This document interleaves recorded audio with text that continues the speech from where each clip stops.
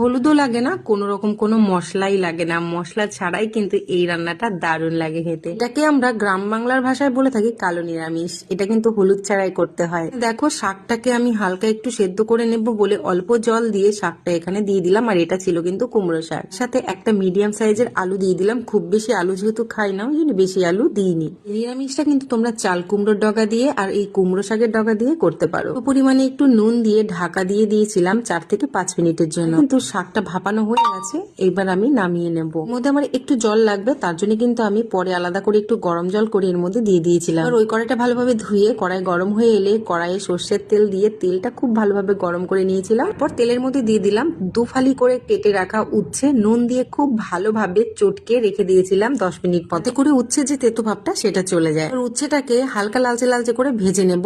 দেখো উচ্ছেটার কালার যখন এরকম হয়ে আসবে, মানে যখন এরকম ভাজা ভাজা হয়ে আসবে, তখন কিন্তু নামিয়ে নিতে হবে। উচ্ছে ভাজা তেলের মধ্যে আমি আর অল্প পরিমাণে একটু তেল দিয়ে ওর মধ্যে ছোট ছোট করে কেটে রাখা বেগুন দিয়ে দিলাম। এটা কিন্তু আমি উচ্ছে, আলু, বেগুন আর কুমড়ো শাক দিয়েই করছি। ওই কড়াইয়ের মধ্যে আবার অল্প পরিমাণে সর্ষের তেল দিয়ে তেলটা গরম হয়ে এলে দুটো শুকনো লঙ্কার ফোড়নে কালো জিরে দিয়ে দিলাম। এটা খুব ভালোভাবে হয়ে এলে এর মধ্যে কতগুলো চেরা কাঁচা লঙ্কা দিয়ে দিলাম। আর এর মধ্যে দিয়ে দিচ্ছি সেই কুমড়ো শাকটা। কিন্তু আমি একেবারে জল শুদ্ধই ঢেলে দিলাম, শুদ্ধই কিন্তু ঢেলে দিতে হবে। তোমরা চাইলে এর মধ্যে হলুদ অল্প পরিমাণে একটু দিতে পারো, নাও দিতে পারো, না দেওয়াই ভালো। তারপর এর মধ্যে দিয়ে দিলাম ভেজে রাখা উচ্ছে আর আলু।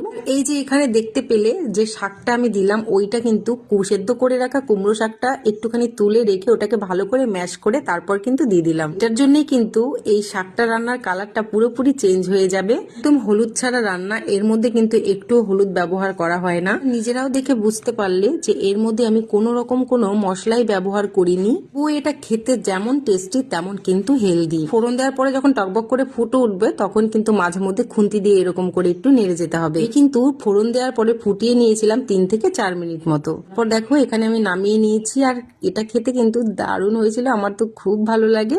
তো বলেই দিলাম আমরা গ্রামের ভাষায় এটাকে বলে থাকি কালো নিরামিষ। তো এবার আমি একটুখানি খেয়ে নিই। গরম গরম খাওয়ার মজাই আলাদা, তবে আমি গরম গরম খেতে পারিনি, একটুখানি পরে খেয়েছিলাম। তার জন্য কিন্তু স্বাদের কোনো হেরফের হয়নি, একই কিন্তু স্বাদ ছিল, খেতে কিন্তু দারুণ হয়েছিল। বাচ্চা থেকে বড় সবার জন্য কিন্তু পারফেক্ট একটা রেসিপি, এটা সবাই খেতে পারো। শরীরের জন্য খুবই উপকারী একটা রান্না। আজকের মতো ভিডিওটা এখানেই শেষ করছি, আবার দেখা হবে নেক্সট ভিডিওতে। টাটা।